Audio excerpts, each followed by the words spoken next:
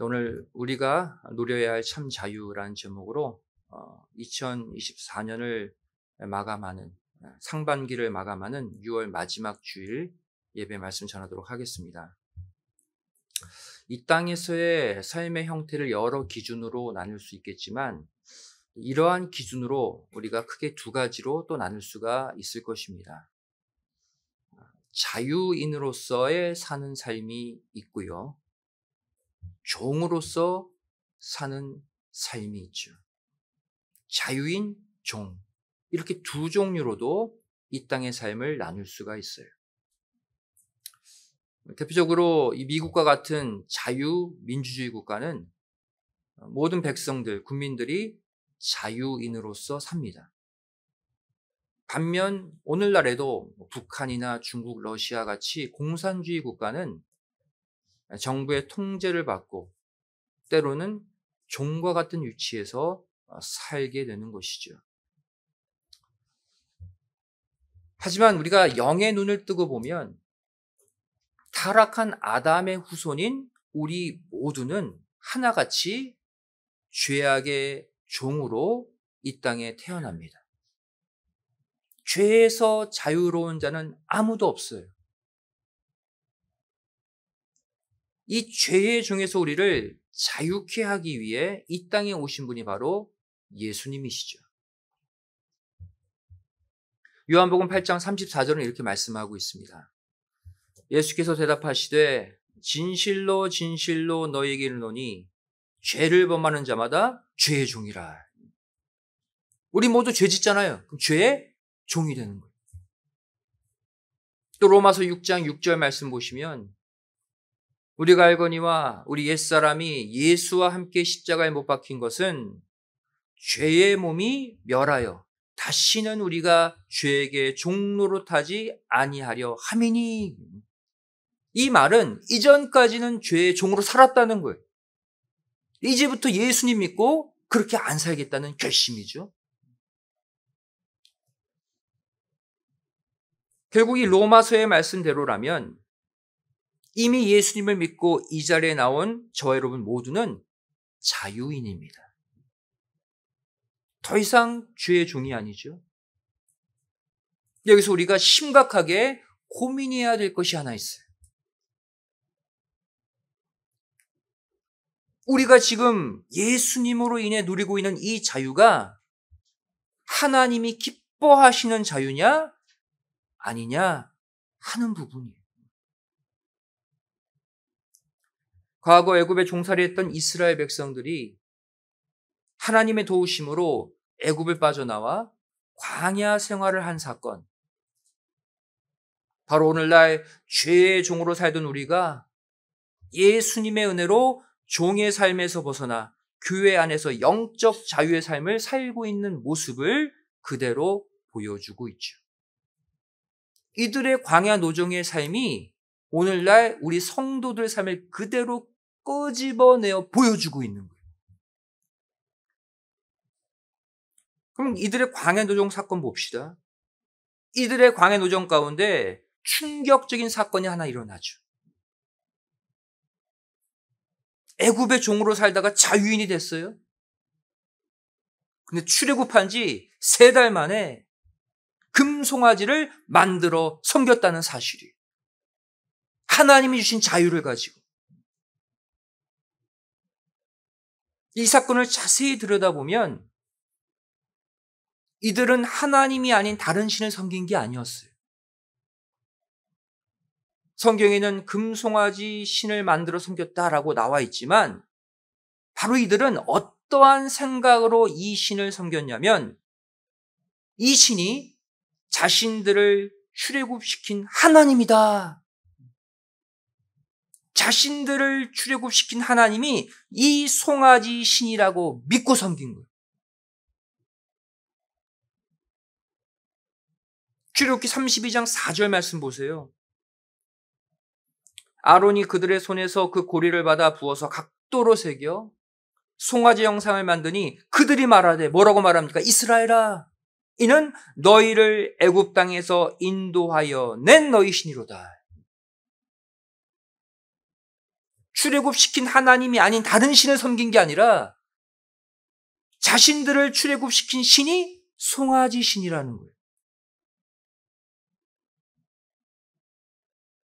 또한 느헤미야는 이 사건을 포로 귀환 시대 때 또다시 언급합니다.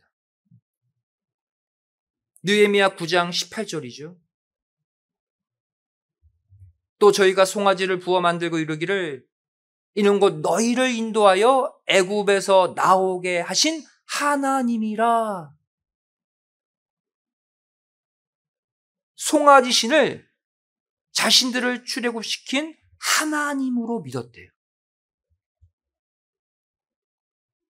근데 중요한 것은 이번에는 신약 시대 사도 바울도 말세를 살아가는 우리들에게 경계의 메시지로 이 사건을 또다시 꺼내어 들었다는 사실이에요. 고린도전서 10장 7절 말씀이죠. 저희 중에 어떤 이들과 같이 너희는 우상 숭배하는 자가 되지 말라.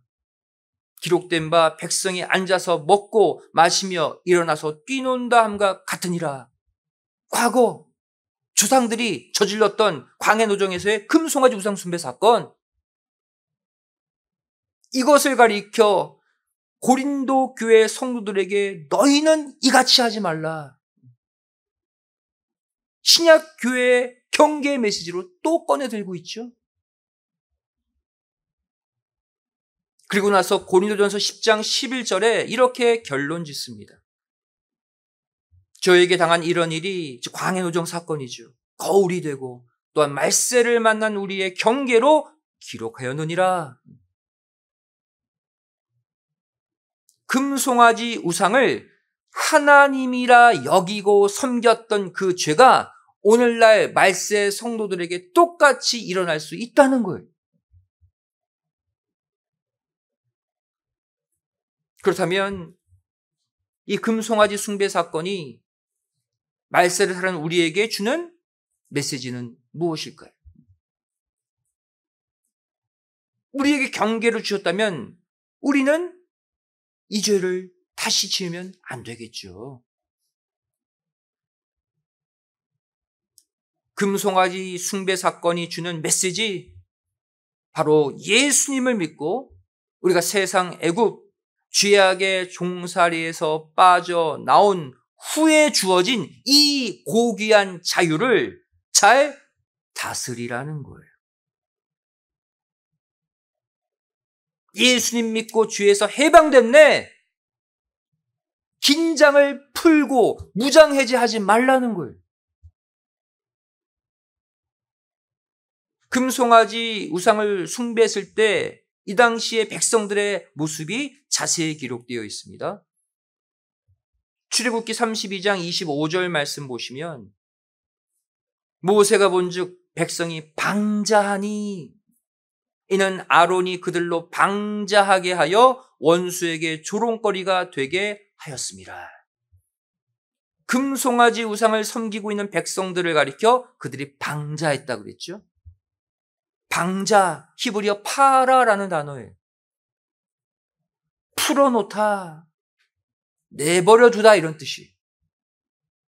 즉 통제 불능의 상태가 되었다는 뜻이에요. 다시 말해 이들은 하나님이 애굽의 종살이에서 끄집어내어 주신 그 자유를 방종으로 전락시키는 가운데 금송아지를 만들어 섬겼다는 거예요. 똑같이 하나님이라고 외쳤습니다. 하지만 하나님의 자유를 악하게 썼다는 거예요. 다시 오늘 본문으로 돌아가서 로마서 8장 15절을 보시면 종의 영과 하나님의 영, 즉 양자의 영을 비교하고 있죠. 우리는 두 가지 가운데 한 가지 영을 받는데요. 종의 영을 가진 자는 한마디로 종의 의식을 가지고 살아가는 자를 말해요. 그럼 종의 특징이 무엇입니까? 똑같은 일을 해도 억지로 합니다. 기쁨이 없어요. 자발성이 없어요. 왜? 자기가 뼈 빠지게 일해도 자기에게 주어질 유산이 없기 때문이에요. 종은 주인의 유산을 받을 수 없는 존재죠.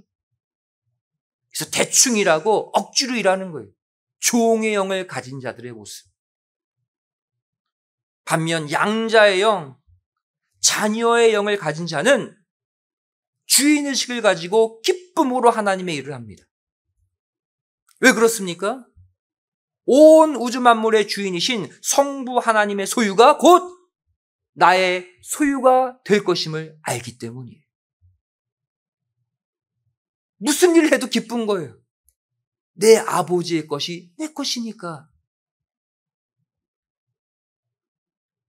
그런데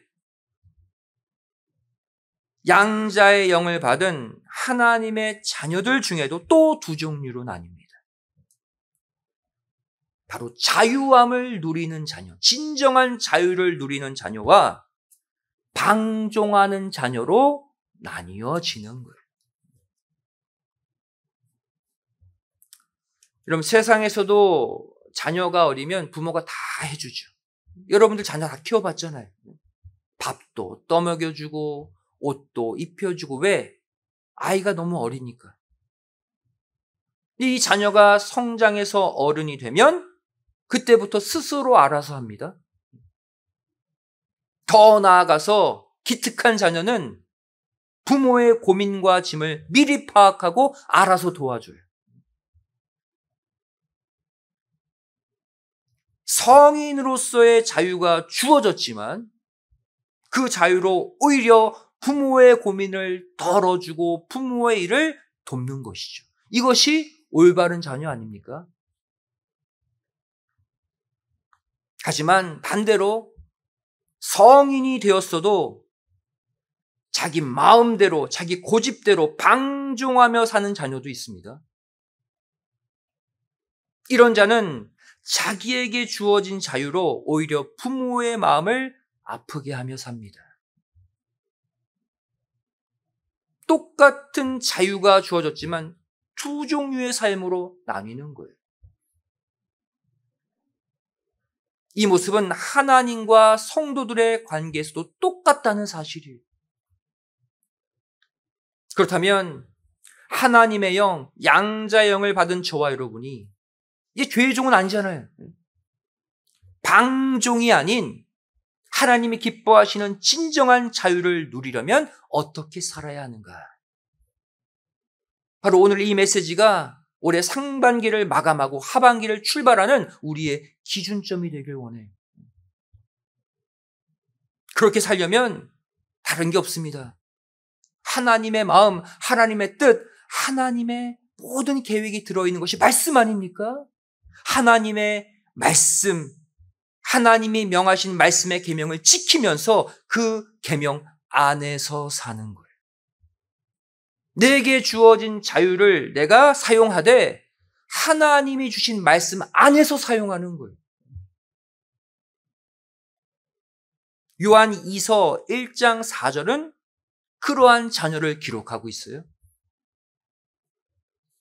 너희 자녀 중에 우리가 아버지께 받은 계명대로 진리에 행하는 자를 내가 보니 심히 기쁘도다. 하나님의 자녀들 중에 다 그런 건 아니지만 어떠한 자녀는 아버지 하나님께 받은 계명대로 진리 안에서 행하는 것을 보니까 기쁘대요. 하나님이 기뻐하시는 자녀? 수많은 자녀들이 있지만 누구를 제일 기뻐해요? 아버지 하나님께 받은 계명대로 사는 자. 말씀 안에서 사는 자예요.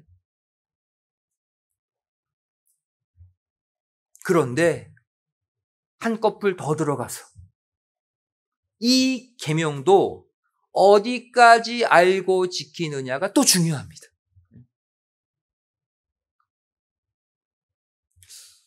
여러분 그런 경험 하셨을 수 있었을 텐데요. 제가 어렸을 때 한국에서 초등학교를 다닐 때 파란색 쪽복음을 전하는 사람들을 많이 봤어요. 제 기억으로는 파란색 조그만 책이었어요. 근데 그 책에는 구약은 없고 신약만 있었어요. 반쪽 복음을 막 전했습니다. 그 사람들이 신약만 전한 이유가 있었죠. 왜? 이미 예수님이 구약의 성취자로 오셨기 때문에 이제 구약은 필요 없고 무엇만? 신약만 있으면 된다. 구약의 짐을 덜어버리고 신약만 열심히 읽어라. 부피도 가볍죠. 신약 27권이니까 그것만 주는 거예요. 여러분, 이게 맞습니까? 틀립니까? 틀린 거예요. 구약은 이미 지나갔고 구약이 예언해 놓은 예수님이 오셨기에 신약만 붙잡으면 된다? 이것이 왜 틀렸는가? 이것을 알 수 있는 가장 확실한 근거가 무엇입니까? 구약 성경이 조명했던 신약의 주인공으로 오신 예수님의 구약 성경에 대한 태도를 보면 알 수가 있어요. 그분이 예수님이 구약을 무시하셨으면 우리도 무시하면 돼요. 예수님은 어떻게 하셨어요? 예수님은 구약의 핵심인 십계명을 그 누구보다도 소중히 여기셨어요. 심지어 십계명을 더욱 엄격하게 적용시켜서 말씀하신 분이 예수님이에요. 십계명 10가지 구약의 핵심의 계명 가운데 6계명이 뭡니까? 살인하지 말라. 예수님이 이 계명을 어떻게 확대시켰어요? 마태복음 5장 21절 22절 말씀 보시면 옛사람에게 말한 바 살인치 말라. 누구든지 살인하면 심판을 받게 되리라 하였다 하는 것을 너희가 들었으나, 지금 예수님이 갑자기 10계명 가운데 6계명을 꺼내 들고 계시죠. 이어지는 22절 말씀 보시면 나는 너에게 이르노니 형제에게 노하는 자마다 심판을 받게 되고 형제에 대하여 라가라 하는 자, 욕하는 것이죠. 공회에 잡히게 되고 미련한 놈이라 하는 자는 지옥불에 들어가게 되리라. 이게 살인죄래요. 실제 행위로 사람의 생명을 끊는 것만이 살인죄가 아니라 마음속으로 미워하고 입으로 누구에게 욕하는 것만으로도 지옥불에 들어가는 살인죄가 된대요. 예수님이 지금 십계명을 어떻게 하고 있습니까? 폐지시켰어요? 더 확대시켰어요. 이뿐만이 아닙니다. 제 7계명도 꺼내드셨죠. 간음하지 말라. 마태복음 5장 27절 28절 말씀 보시면 또 간음치 말라 하였다는 것을 너희가 들었으나 이번에는 10계명 가운데 7계명을 언급하십니다. 나는 너에게 이르노니 다시 해석하겠다는 거예요. 여자를 보고 음욕을 품는 자마다 마음에 이미 간음했다. 얼마나 엄격하십니까?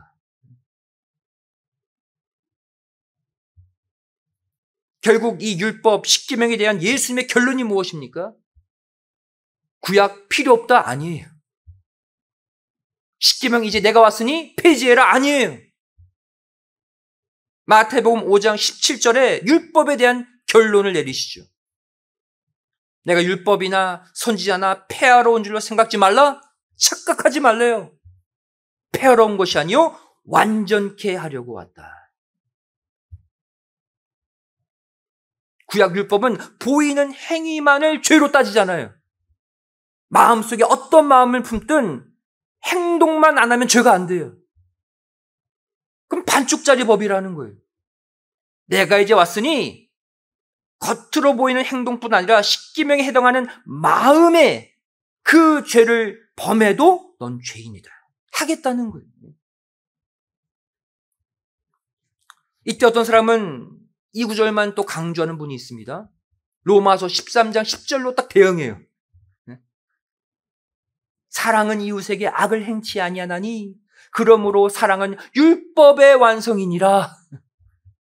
사랑만 하면 율법 다 이룬 거 아닙니까? 이 말씀이 틀린 게 아니죠. 하지만 하나님은 때로는 너무나도 사랑하셔서 사랑에 매도드신다는 것을 알아야 돼요. 진짜 자기 자녀를 사랑하면 자녀가 잘못된 길로 가면 싫은 소리하고 회초리 때립니다. 왜? 사랑하기 때문에. 이게 사랑의 하나님 안에 숨어있는 하나님의 또 다른 공의예요. 우리는 성경 안에서 특히 신약에 예수님이 하신 말씀의 진의를 잘 파악해야 합니다.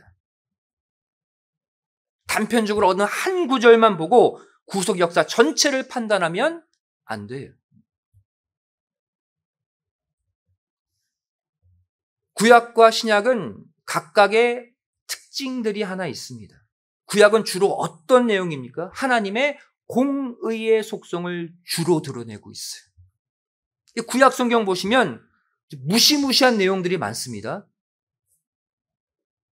수많은 민족을 막 말살하고, 많은 사람들을 막 죽이고, 심판하고. 그래서 많은 성도들이 구약 성경 별로 안 좋아해요. 반면 신약은 하나님의 사랑이 주를 이룹니다. 당연히 신약으로 마음이 쏠리죠. 근데 중요한 것은 하나님은 오늘날 우리에게 구약과 신약 둘 다 주셨다는 거예요. 왜? 둘 다 우리에게 필요하기 때문에. 사랑의 계명도 필요하지만 구약 같은 공의의 계명도 우리에게 필요하기 때문이에요. 이런 생각 해봤어요. 만일 그 쪽복음처럼 현재 우리에게 구약은 사라지고 신약만 주어져 있다면 어떨까? 만약 우리에게 신약 성경만 있다면 우리 10중 8구 우리가 얻은 자유를 가지고 방종의 길로 나아갔을 거예요. 뭐하러 교회 나와? 뭐하러 성경 읽어? 뭐하러 전도해? 예수님 믿으면 천국 가는데, 하나님 날 사랑하시는데 마음대로 살다 천국 가자.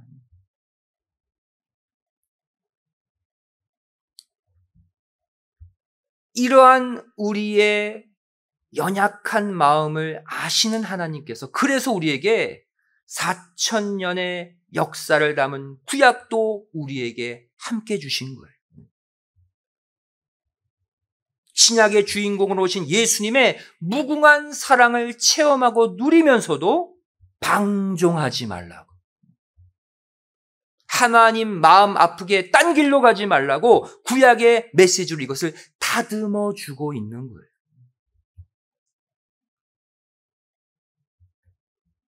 여러분, 우리 교회 미팅룸에 가면 1권부터 11권 상하권까지 구속사 시리즈 성경을 잘 풀어놓은 책이 꽂혀져 있습니다. 이 구속사 시리즈의 내용들을 쭉 보시면 한 가지 특징이 있어요. 그 흐름과 주제, 테마가 모두 구약입니다. 구약을 풀어가는데 신약의 의미를 거기에서 유추시키고 있어요. 구약 따로, 신약 따로가 아니라 구약 안에서 신약의 진정한 의미를 발견하고 있어요. 이것이 바로 여러분 올바른 성경 해석, 구속사적 해석입니다. 신구약을 따로 잘라서 보면 안 돼요. 연결해서 봐야 하나님의 진정한 의미를 알 수가 있는 거예요. 여러분, 구약과 신약을 이렇게 조화롭게 보지 않고 분리시키면 어떻게 됩니까? 신약의 결론, 계시록에서 쏟아져 나오는 심판이 이해가 되지 않는 거예요. 그렇지 않습니까? 신약에서 줄곧 하나님은 사랑이라고 하셨는데 갑자기 마지막 성경 계시록에서 심판이 막 쏟아져요. 어떻게 그것을 받아들일 수 있습니까? 신약을 자세히 보세요. 주로 사랑, 회개, 용서, 긍휼이 주를 이루다가 갑자기 심판 얘기가 쑥쑥 나와요. 마태복음 13장 47절, 48절 말씀 보시면 예수님이 신약시대 사랑, 용서, 회개를 말씀하시는 중에 이 말씀하셨잖아요. 또 천국은 마치 바다에 치고 각종 물고기를 모는 그물과 같으니 그물에 가득함에 물가로 끌어내고 앉아서 좋은 것은 그릇에 담고 목된 것은 내어 버리느니라. 여기서 말하는 그물은 우리를 천국 보내는 교회를 상징합니다. 물고기는 성도예요. 교회에 찾아온 성도. 신령한 그물, 교회에 잡힌 수많은 성도들 다 천국 가야 되는데 아니래요. 못된 물고기, 못된 성도는 내다버린대요.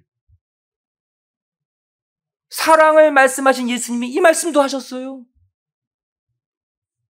또 마태복음 13장 49절 50절에 이어서 말씀하고 계시죠. 종말의 일이 일어난다. 세상 끝에도 이러하리라. 천사들이 와서 의인 중에서 성도들 중에서 악인을 갈라내어 풀무불에 던져 넣으리니 거기서 울며 이를 갈미 있을 것이다. 불편한 진리지만 받아들여야 돼요. 성경에 기록되어 있기 때문에. 이들이 왜 울며 이를 갑니까? 당연히 천국에 들어갈 줄 알았는데 못 들어갔기 때문이에요. 베드로전서 4장 17절에 사도 베드로도 이 말했죠. 하나님의 집에서 심판을 시작할 때가 되었나니 만일 우리에게 먼저 하면 하나님의 복음을 순종치 아니하는 자들의 그 마지막이 어떠할 것이냐. 심판이 하나님의 집 교회에서부터 시작된대요. 그럼 교회 밖 불신자들은 심판 필요 없이 바로 지옥불이라는 얘기죠. 또 마태복음 7장 21절에 예수님이 또 말씀하십니다.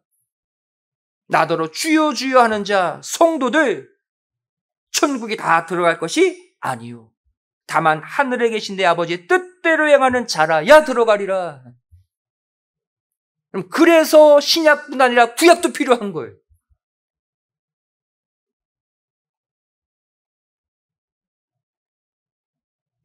따라서 우리는 구약 성경을 통해서 하나님의 공의를 함께 배워야 합니다.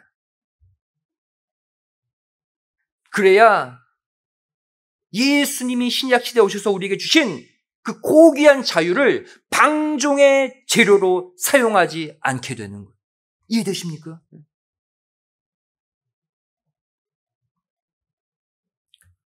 말세를 살아가는 성도들이 금송아지 우상을 섬긴다? 이해가 가지 않죠.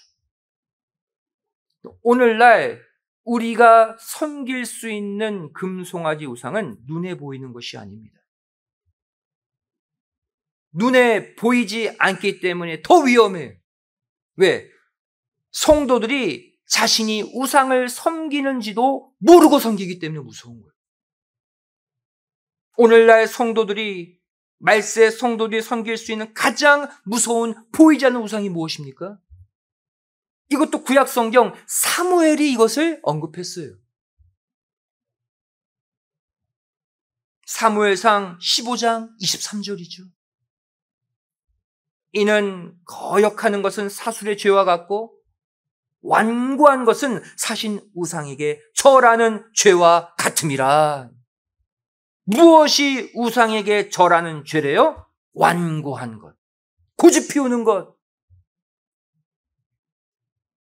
그리고는 왕이 여호와의 말씀을 버렸으므로 이어지고 있죠. 신구약 성경 하나님의 말씀을 귀담아 듣지 않고 말씀의 뜻이 아닌 자기 고집대로 고집 피우며 사는 것 자체가 우상 숭배를 범하는 오늘날의 금송아지 우상이라는. 여러분, 때로는 신구약 성경의 말씀이 나를 불편하게 할 때가 있습니다. 이 말씀은 참 좋아. 핸드폰에 새기고 집안에 붙여놔요. 근데 어떤 구절은 보기 싫어. 너무나 불편해. 내 생각과 내 성향과 하나도 맞지 않아. 그럼 버릴 것입니까? 그 말씀을? 여러분, 나의 생각이 절대로 말씀의 생각을 이기면 안 돼요. 그 순간 하나님이 주신 자유에서 방종으로 넘어가는 거예요.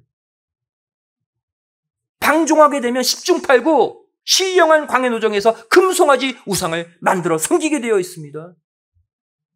순식간이라는 거예요.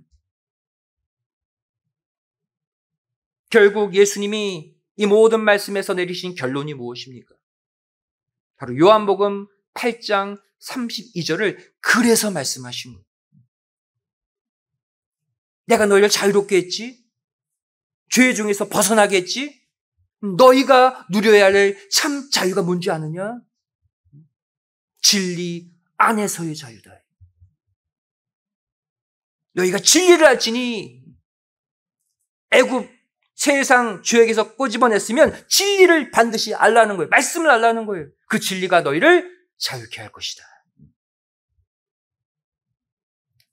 내 마음대로 사는 방종은 자유가 아닙니다, 여러분. 하나님이 기뻐하시는 진정한 자유는 진리의 말씀을 깨닫고 그 안에서 그 말씀에 순종하며 사는 자유임을 믿으시기 바랍니다. 그래야 그것이 복받는 자유예요. 영생을 얻는 자유가 되는 거예요. 이 말씀처럼 이제 우리 2024년 하반기를 출발합니다. 내일부터 이제 하반기 시작하잖아요. 여러분, 진리의 말씀의 두 핵심 축, 신약뿐 아니라 구약까지 모두 다 소중히 여기시고 온 마음과 정성을 다해 열심히 정독해서 읽고 듣고 그 신구약을 지키시는 가운데 말씀 안에서 참 기쁨, 말씀 안에서 참 평안, 말씀 안에서 참 자유를 누리며 살아가는 올 하반기가 되시기를 주님의 이름으로 간절히 축원드리겠습니다. 기도하시겠습니다. 사랑 많으신 아버지 하나님, 죄를 먼지밭도 못한 존재, 이 땅에 죄 가운데 태어나서 그냥 이대로 살다가는 죄 가운데 지옥불에 떨어질 수밖에 없는 우리인지인데 독생자 예수님을 보내주셔서 죄 중에서 벗어난 진정한 자유인으로 살게 해주심에 감사드립니다.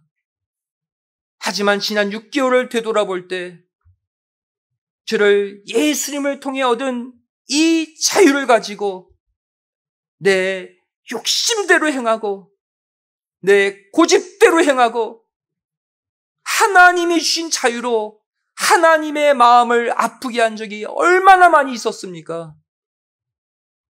이 시간 다시 진리를 깨닫고 진리의 말씀 안에서 그 자유를 누리기를 소원합니다. 아버지 하나님이 우리에게 선물로 주신 구약성경, 신약성경, 남은 하반기 6개월 동안 열심히 읽고 열심히 깨달아서 신약의 하나님의 사랑과 구약의 하나님의 공의를 모두 내 안에 실현시키는 말씀의 삶을 살게 하여 주시옵소서. 말씀 안에서 누리는 자유로 말미암아 말씀이 약속한 축복을 빠짐없이 받아 누리는 하반기 6개월이 되게 하여 주시옵소서. 간절히 빌고 소원하오며 사랑 많으신 예수님의 이름으로 기도드리옵나이다. 아멘. 함께 보겠습니다.